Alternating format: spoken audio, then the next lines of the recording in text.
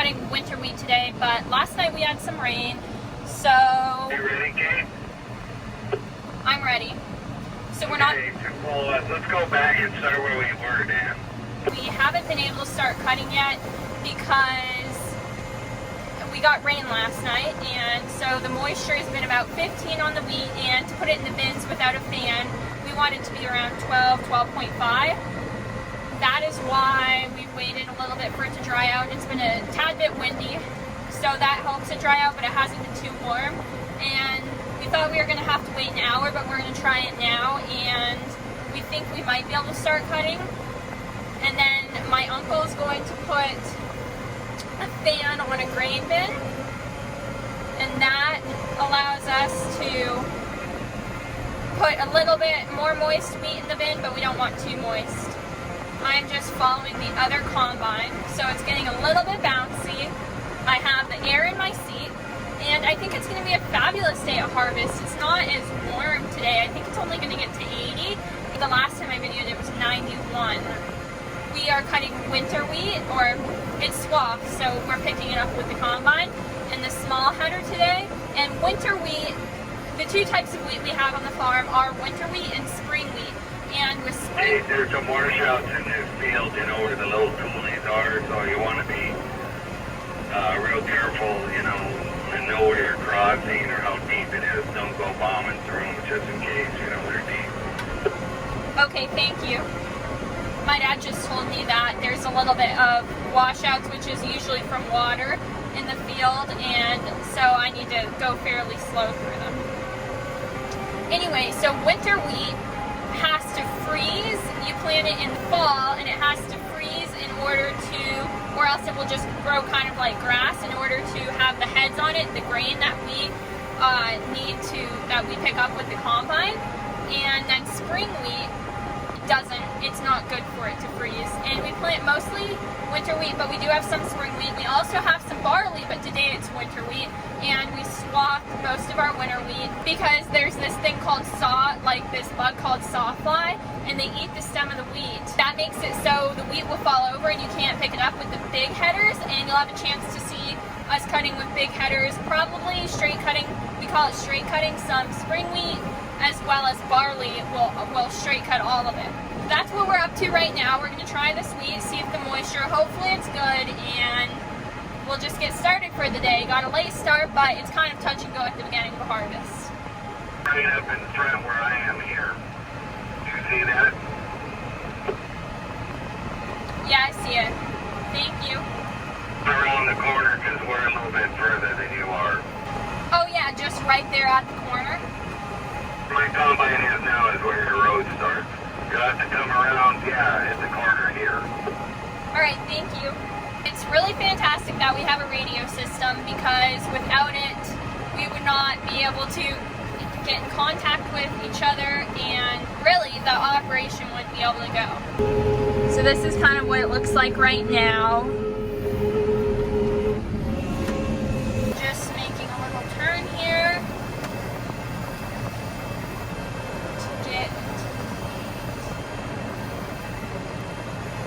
I know what my dad means by the row. I'm not positive, because I mean there's two rows over here to the right of me that aren't going the right direction. You have to pick up wheat in the direction it's laying down, and it's been swathed. Usually they swath back and forth, so one wheat will be laying this way, and with the kind of fluffy things, the wheat head, that's kind of where you want to, that's the side your header will go towards to pick it up. The other side, it just, I mean you can't pick it up that way, it just doesn't pick up as well. Right where I am now is where my row is, right? Because I think I see it. Right. Alright, so I did find the row, and it wasn't the two beside me. It's to the right of my dad, I believe. So right now I'm going to slow the Man, you want to back up maybe back to that first red truck, because he's going to make a corner there in this neighbor's field there. So I just idled the combine down, because you don't ever want to turn your machine on with it being idled full throttle, because it's not good for it. And then I turned the back of the machine on, and then this front header part. First reading 10.5. So I just took it out of third here. Here's Here's the first wheat row of the day. And basically what they're saying on radio is the moisture of the wheat. That's my dad in that front combine, and that's the hired man in the other one. I've got a testing over there, 11. And then this is the cart guy over here. Yeah, I've got 2 11s already and a 10.5 and a 12.5. Right now I'm going through a little bit of a dip, and so I have to be really on top of my header and watch how low it goes so I can maximize the wheat I pick up without hitting any rocks or putting my header into the ground. Because the front, it's all looking good here, Mark. that's really good. So the moisture's okay, and that hour, we waited in a couple hours and it really helped. And I don't have a combine moisture reader. The other 2 combines do though. So I just listen to what they say about the moisture, and that's how I kind of keep track. My reel wasn't picking up the wheat efficiently. 14.6 is my first number. 14.6 is too moist. That's probably lead to it in the combine before though. And we want it about 12.5. I'm going about 2.2 miles. I'm running right at 11 and I'm not far behind you. I'm going 2.2 miles an hour, which is I'll wait for the new number. pretty fast for my combine, but it's not that thick of wheat right here. And you want a thicker crop, but not always. I mean, it's always best to have a thicker crop. That means you're going to be able to pick up more wheat, and that's what you want the grain. My grain's big. I can't really tell if the wheat's clean right now. 13.5. By clean, I mean if there's a lot of the other part of the wheat, like the I'm 11.8. stuff that holds the wheat head, if there's any of those parts and not just the grain. Have to run a couple more to it. I got a tripod and to put in my cup holder, and it works really well, so I can drive combine and I don't have to be holding a phone, which is really helpful. I have to say it's a little bit of a challenge. It's quite challenging actually to hold the phone and combine and make sure you're doing a really good job. My header seems to be, like the reel part seems to be spinning the wheat rather than picking it up as well as it was doing 2 days ago. So and I've been adjusting the speed and I don't understand what's the problem because it hasn't been seeming to help. You can adjust the speed of your reel. I should pick it up pretty easy in case these are nice roads. My reel is not picking up the wheat. It should just kind of flow in, and it's spinning it back over, and that's not the purpose of the reel, is to guide it in. That is not the best, but I'll figure it out. You can kind of play around with the speed of your reel and everything like that, and that is sometimes the issue. I'm getting a few 13s, but my average is 11.7. I've been slowing it down, and slowing it down seems to help for a little while, but then it just, it can also be the way they swathed it, as my dad said, but this seems to be a pretty good swath here. I'll show a bit of what it looks like right now. In my view, the other 2 combines are right over here. And then we have the cart guy, and he just kind of waits, and he has to watch the combines really well, because if we put an auger out, that basically tells him it's time to go dump that combine, or either that, or we'd radio him. I seem to actually be going pretty fast here. My wheat is looking pretty clean, so that's really good. The wheat's going in really nicely now, and that is very, very good, because I was a little worried I was going to have some trouble. I think I just didn't have the reel speed adjusted correctly, and that's why I was having such trouble with it, but it seems to be doing really well. I love, love, love my combine. It's absolutely fantastic. It always works, and I can always rely on it. Except, well, last year a bearing went out in the wheel and the wheel fell off, but that's a whole nother story. I'll have to insert the video or make a whole video about it because it's absolutely hilarious. The whole wheel fell off, all of it, and it was absolutely incredible. That's the only breakdown I had though, so we're hoping for no breakdowns this year. And I never plugged up my combine last year either, so I'm hoping that's like that again. It looks like the cart guy has his tarp still on his cart. I'm just asking him. We put the tarps on the cart in order for it to keep the wheat dry. If it has wheat in it, we don't send it to a bin. Or same thing if it's in the semi. We just Working better, Dave.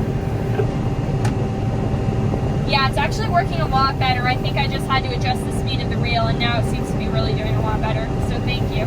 Then if it happens to rain, we don't get a lot of rain out here, but if it happens to, or it looks like it is, we always tarp it to make sure the grain doesn't get all wet and disgusting. Noise I kind of listen for while driving combine, I don't really play any music or any loud music at all. Some people do, but I personally don't, because I like to hear how the machine works, and it's how I keep it running, because like I just heard a grunt there. If the machine starts grunting, it's taking too much in, and you have to slow down and give it time to process all the wheat before it goes to the back here, and it's absolutely insane if you plug it up. So what I'm doing right now, might have to go a little slower, but the wheat just got a little bit thicker here. I'm excited to cut barley too. I love cutting with the big header. This is kind of relatively easier. It's still not easy. You have to pay a lot of attention and constantly be watching, especially if you have a rock on the side of the row. Then you have to pick your header up and make sure your header doesn't hit the rock. But you wouldn't know if it was in the swath, so it's not your fault if it happens then. But the straight cutting it, you don't see in front of you how high you're cutting the wheat, so you have to look behind you out this window, or actually this window, because the stairs are there, you can't see out of that one. So it's a lot more challenging, and you have to pay a lot more attention, but it's also really fun. I'm so thankful that my family does this, and I get to see where my food comes from. Last year was my first year doing harvest full-time and driving combine full-time 7 days a week, and I had a really good time because I learned so much, and I've known this since I was little because my family is farmers, and I didn't know people didn't know where their food came from. So when I was telling the story of how harvest was, and everyone I was talking to who didn't have a farming family didn't really know how their food, what the producers did, what the farmers did to get their food to their table, and I thought it was absolutely horrible that people didn't know, and I want to make that change, and I want to teach people how their food gets to their table and what the hard work is behind a farmer and what they do to get it there, and how important farmers are in America. And that's really my passion, is to teach people about that. So I'm very excited to keep making videos, and you can also look at my Instagram, Kate's Egg, so KATES_AG on Instagram, and then Kate's Egg on Facebook and Pinterest as well. Because I believe the story of farmers and what they do needs to be told, and they do wonderful things for America. And it's also a whole family operation. I mean, my great-grandfather founded this farm in 1912, and the whole family's been doing it ever since. I'm a fourth-generation farmer. It's absolutely amazing. And I love it. I love my heritage, and I love my family so much. And I'm so thankful for the opportunities that I have. It looks like I could even go a little bit faster here. I'm going 1.8 miles an hour. That's pretty fast for this combine. Well, it varies on the wheat. If it's a little bit less, it's not fast at all. I could probably go up to 2.2 before I maybe have to back off. I'm at 2.4 now, and it seems to be handling it. And right now the cart guy is just kind of driving up beside me. He sort of follows the combines because he knows we're going to get full occasionally. If you can see back here, when this is the grain and this is my window, so this is how I tell if the window gets full. I know I'm getting a little bit closer. But other combines, they have these little things that go up in the back, and they have a window, so you can see when that window gets full, the combine can't take anymore. Even after the buzzer's gone off, you can let the window get full, but I can only go a little while after the buzzer's gone off because I don't have that window, so I have to stop the combine and get out and look. I have had a few experiences where it rained on the roof.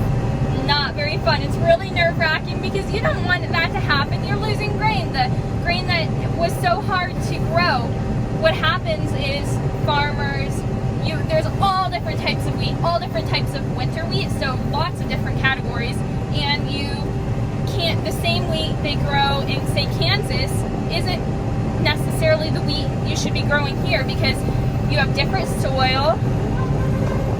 Oh my gosh. Oh, bird. Oh my goodness. There was a bird in the swath there. I don't know if you can see. Oh my gosh, I stopped just in time for the bird. A lot of times, different birds like to nest in the wheat swath because it's a perfect home. So you have to be really careful when you're combining and be able to see them. A lot of mice do as well, but the poor little bird, he made it out. He didn't go in the header. There's nothing you can do once he gets in the header unless you can shut your machine off immediately, and usually you can really always save them if you pay very good attention. So that's why I pay a lot of attention, because I want to make sure to save the birds. The process a farmer goes through to plant is, so they first have to choose the variety of wheat they'd like to plant, and then they have to plant the wheat, and then they have to do all the maintenance on the crop, make sure it's growing well. We don't have irrigation, so we just hope for rain, which we don't get a lot of rain, so we don't have as big of crops as you would in the south. Then you wait for the wheat to grow, and you can fertilize the wheat, so that's basically something you put on it to help it grow, just like if you fertilize a plant in your garden. Same concept. But you really have to watch the soil, because the plant, what does the plant need? Does it need calcium? Like, does the soil need calcium? What's it deficient in? And it's a super science, and there's a lot of variables. You can't always get it right, but you try your best to, and hope that it works out, really. Here we have my dad in the combine, and then we have the hired man, the combine. Can you see him? I don't think you actually can. And then we have the cart. Oh, there he is. And then you have the cart guy over there. This is all the wheat swathed in the fields. It looks absolutely gorgeous.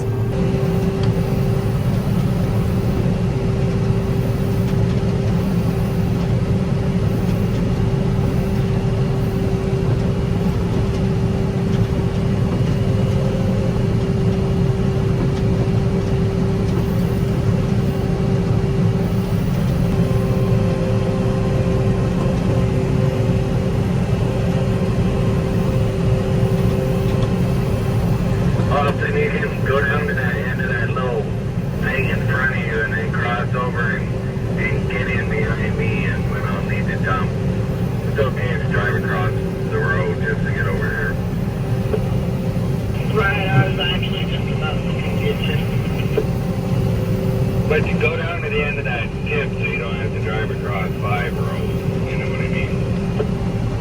Right, I mean, I believe at that time you're not terribly. My grain tank buzzer just went on. Why don't you go grab her, Austin, and then you can come get me. Mine hasn't went off yet.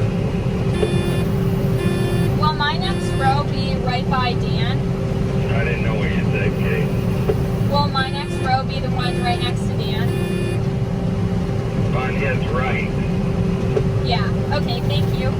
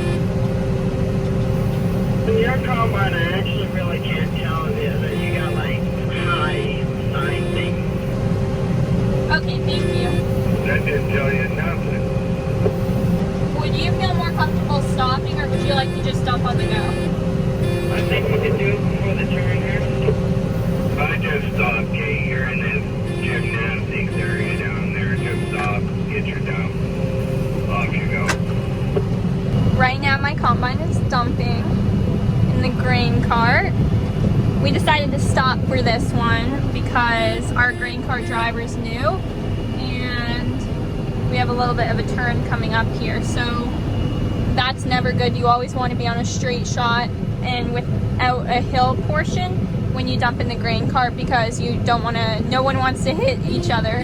And these are big pieces of machinery, so we always are extra careful.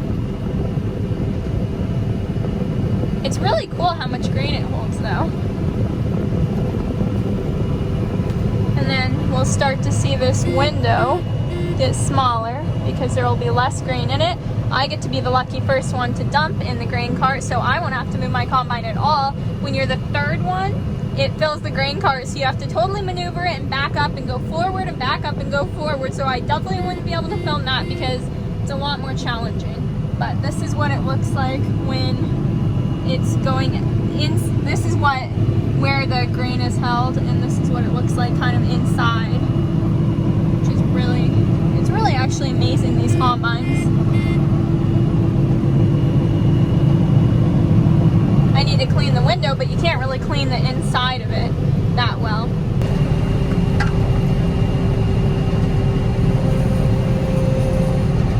I back up a little bit before I start my next lead row, just so you make sure you get everything. Then you put your header down and you ease into it. The cart guy did a pretty good job lining up to me the first time because he's a little bit new at driving cart. Yeah, just pull out and so I can dump right here also, but don't drive around in this guy's summer fall because it's not ours. You might as well dump two then and then we'll all be kind of dumped somewhere around the same time. We have both combines dumping right now.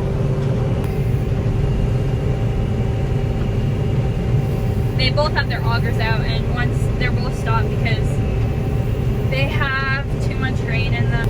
This is actually a really nice field because it's super straight, so you don't have a lot of challenging hills. And as you can see, all these rows we have to pick up. Right now I'm just getting out to check how full my thing gets.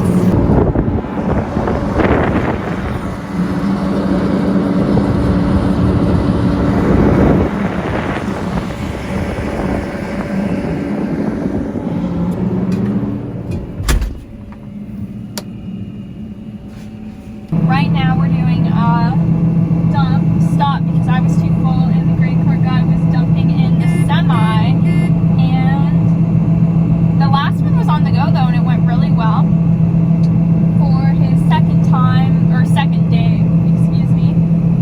So after we get done dumping this time, we'll get back to going.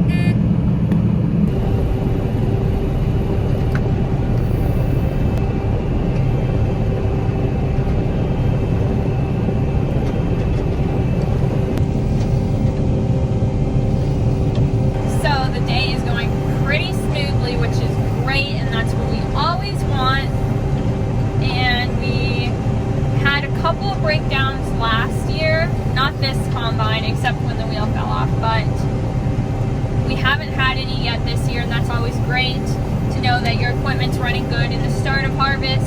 There could be little things that go out just as your combines get older and you use them, well, you don't use them a lot, but you use them for a long period of time all harvest. You want to make sure everything runs smoothly, so you know that nothing big is going to happen if, well, I guess you're not always sure. Did a good job checking your combine over if everything goes well the first, say, week of harvest, and then other things can happen, just that happen with time. We haven't had anything yet, so that's really lucky.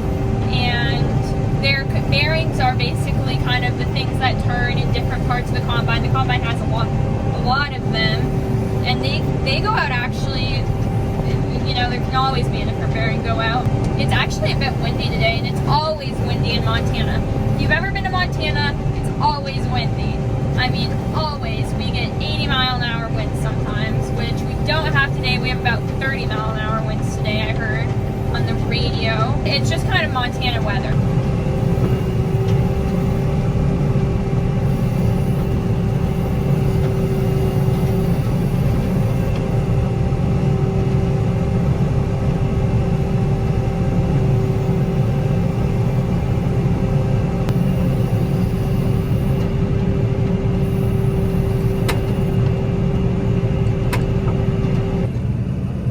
So my grain tank buzzer was off, so I timed it about 3 minutes, and I'm gonna go see how full my grain tank is and see if I can keep going, or in this heaviness of wheat, how far I can go before it starts raining grain on the roof. Actually, you know what? I'm going to idle it down, and I see the grain cart coming, but it's not very close, so we still have time to look.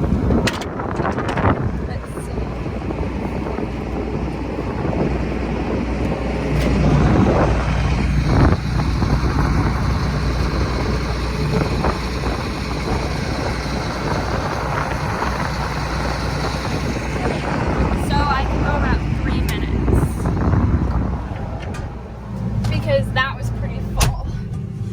So I have about 3 minutes, and then I should probably stop. And if the wheat's heavier, a little less. But I'll probably start the combine up and keep going. We'll probably do a dump on the go here as soon as I get a little bit of grain out of my tank. It's the grain cart guy. He's kind of off in the distance, but he's coming. He was dumping in the semi, so he couldn't come right away. Usually you don't even have to radio, just when they put the auger out, it just notifies them. But today, since he couldn't see me over the hill, I decided to radio, and I've been radioing the last couple times. So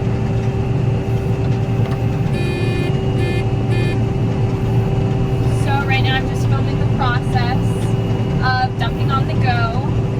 It's a little bit of a challenge. The combine driver has to watch, and then the cart person has to watch. You're outrunning me. And it's really hard for them to tell. So it's not their fault necessarily if the grain cart, you just don't want the wheat to fall out, because you worked really hard for the wheat. You don't want to lose any of it. Really hard for them to see, so that is why I radio to them if something went on, or if they're going a little too fast. Although sometimes they don't pay attention, and then it's a little upsetting. Well, that dump went pretty well. We didn't lose any grain, and we really shouldn't, I mean, ever. Now I'm just going to keep on going, and that's the great thing about dumps on the go. You don't have to stop at all. You are maximizing how efficient your combine can be, and it's always the key to harvest. Where can we be more efficient? And that's one of the ways. Nothing wrong has happened at the bins yet. That's really outstanding, because occasionally bad things can happen, and that can stop an operation because we need a place to put the wheat. My dad needs to dump next. My dad is the combine driver talking to the grain cart guy because he needs to dump next. My tank holds the least amount, and then the hired man's combine holds the second amount. It's almost holds the same amount, and then my dad's combine holds the most. So usually that's the order in which the grain cart guy will dump us, because if I have to stop, we're not being as efficient as possible. Sometimes it changes though, and if someone else needs to dump first, then they just head over there. I mean, when I say the combine is not picking up the wheat correctly, it should just flow in.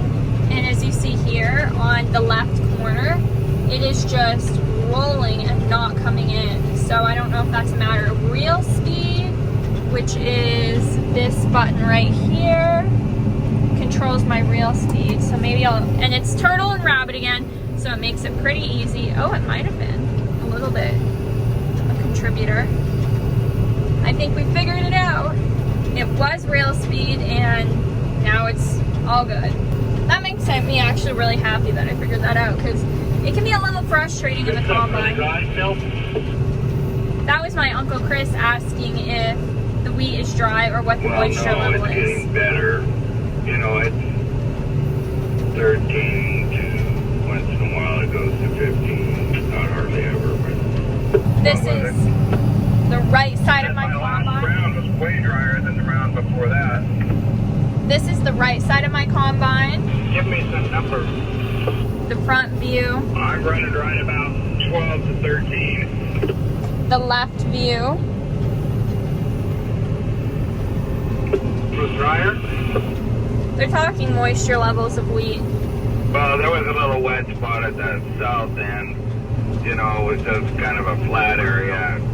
But, yeah, you know, it's probably 14, 13, 5, 13. We're coming up to 3 tandem trucks, it looks like. The round air tube got pushed off, so we'll have to watch it. The difference between a tandem truck and a semi is a tandem truck's a little bit smaller, and the 2 semis must be gone. We usually have about 2 semis to take the grain away to the bins, so they must both be gone. Yeah, this is wetter than, this is as wet as the stuff we cut yesterday for sure. And then over there we have a, I don't know if you can see that, it's kind of in the distance. It is a, I'll zoom in on it. It's a disc. That's what a disc is. And if there's a field fire, we have to have one so we can put it out. And so we just take it to every field that we cut at. We had a little bit of rain yesterday, so that's what made it damp. It's definitely too damp to put in a bin that is not, it does not have a fan on it. We don't want to go above maybe 12, 12.5 probably at the most. And this is about 13.5 averaging. There's some parts where it's 15. Here's a close-up on our 3 tandem trucks we have here. And then the disc over there and the fuel trucks. We move that to every field we go to. And we obviously have the trucks at every field. Oh, on the road I can see, you'll probably not be able to see it, maybe. Right there in the distance, one of our semis coming back. Where they go is to the bins, and then once they're done dumping at the bins, they come back. Our semi just pulled in. So that's the difference. That's how big a semi is compared to the tandem trucks. It's quite a bit bigger. It's probably double the size. When we haul wheat to the elevator, which is the place where we sell the wheat to, we haul it in the semis. We don't haul it in the tandem trucks.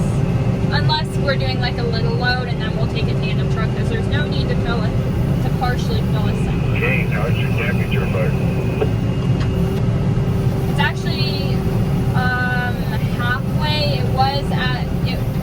It was like at the bottom, the most hot it could be, and now it's like halfway. Okay, we'll just, you know, look at it once in a while when you think about it. When it gets really dusty and you're outside the cab. Going right now as fast as I can go. In the combine, in 2nd gear and 3rd gear, you can go about 20 miles an hour, and then that's about the limit. Right now I'm going about 7 miles an hour. But what my dad was talking about is the temperature gauge. My combine doesn't have, it has a filter on the outside, but the problem with it is, oh, actually here, that would have been bad if I forgot about that. My combine doesn't have adequate temperature, like it doesn't have adequate sealant for the filter, so sometimes if the wind's blowing and the dust in a certain way, it can plug up my filter and therefore overheat my combine. I notice by my temperature gauge, or I can also notice that just by the cab will get super, super uncomfortably hot, and then you know something's going wrong. That's the temperature gauge my dad's talking about. It's right there in the middle. We didn't think we were going to be able to keep going today because the combine said the wheat was averaging about 13.5 for moisture, but when my Uncle Chris went and tested it, it was about 15, 16, which is way too moist to put in a bin. But it turns out my dad's just gonna put it in the bin with a fan, because we'll have enough wheat to go in the big bin from this field, which is really good, so we can move on and keep going and getting through harvest. So it was kind of up in the air for a little bit there, but I guess now we figured it out. And I just got done doing a dump on the go. Well, actually, wait, no it wasn't. We stopped because the cart guy, I radioed the cart guy and I said, you need to go faster, because he was going too slow for my combine, so I wasn't going to turn the grain on. And then but I just had time to match my speed, so that's what he radioed me, but we ended up just stopping this time, but next time we'll do a dump on the go. So it can be challenging to match what you're thinking if you don't use your radio, but we get it done. I think dinner's coming up here pretty soon. It's 5:30, so we should have dinner here really anytime. I'm kind of hungry, so I'm a little bit excited. Just checking my temperature gauge. It seems to be getting a little bit dusty. The wind's coming from this direction right now. I'm on this straight pass, and this is a super nice straight field. Makes it super simple. You hardly have to drive your combine. Well, I mean a little bit. You do have to drive it, and you do have to pay attention and move the header up and down, but it's a little more simple than really complicated hills. Like, for example, if we're cutting something, if you're going up a steep hill and your grain tank's full, these combines aren't going to have enough power to go all the way uphill with a full grain tank, or half full, so you have to make sure you empty before you get there, and it's all this thought process that has to go through lifting up the header, lowering the header. Oh my goodness, it's a lot more challenging. Oh, and I mean, can you imagine? You probably wouldn't even be able to do with that with the big header. It looks like my dad just got done telling the grain cart guy, we give him tips sometimes, like he shouldn't have gone all the way around. He should have just went the back way. But everyone figures stuff out, and after the first week of harvest, you get in the groove and you get figuring everything out, and then everything moves very smoothly after that usually. Everything's going really well today, and other than the moisture of the wheat, I mean, that's kind of an issue, but other than that, we couldn't have asked for a better day. I am coming out with a farm to fashion product. Have to look forward to that and stay tuned, because it's going to be absolutely amazing, and I'm really working hard on it. I'm spending a lot of time, and it's a long process, but it's so worth it. I absolutely love it, and I'm very excited. So it's bridging the gap between farmers and consumers, and that's what these videos are to do, to help bridge that gap, because there is a gap, and people need to know where their food comes from. And if I can do anything to help that, it'd make my day. I've ridden in a swather before, but I've never driven one. They are so bumpy. You hit absolutely every single rock you can possibly hit, and you go like the whole time. It's crazy. I don't know. I think every job on the farm is fun, and every job needs to be done, but I think I like combine. That's my preference if I get to choose. And I know combine better, and then I get to be with the rest of the crew. Swather usually goes in a different field ahead of the combine, so that the combines get to pick up the swath stuff. They aren't all in the field together. So we have one swather swathing everything. Catch me heading north, okay? And then we come and pick it off after in the fields that have been swathed. Usually when you swath things and it rains on it, and it rains on the field, it'll hold moisture longer, but it just depends. Sometimes the standing wheat will not dry out quicker than the swathed wheat. And then last year, we had people from Canada baling wheat. We took the choppers off the back of the combine, and what they do is, since we only take the grain straws out of the combine, and then everything else goes out the back, and it chops it up. Because if we don't chop it up, we have to burn the field to get rid of it so we can seed it. And we didn't burn it last year because we had people bale the back. And so we took the choppers off, so it left a full stem to bale. And then I think they injected it with some sort of vitamins to make hay out of it for cows. But we're not there. I think they are doing it this year, but we're not doing it with them from what I know yet this year. Well, it's just the beginning of harvest, and there's a lot more to come, and a lot more fun videos, and a lot more interesting things to happen, I'm sure, because I think we're going to have a pretty interesting harvest, and it's going to be fun for sure, because, well, I'm at least going to make it fun. See the field where it has all those lines, and then the rest is just kind of the same color? That's where it's the same color as where the wheat is standing up.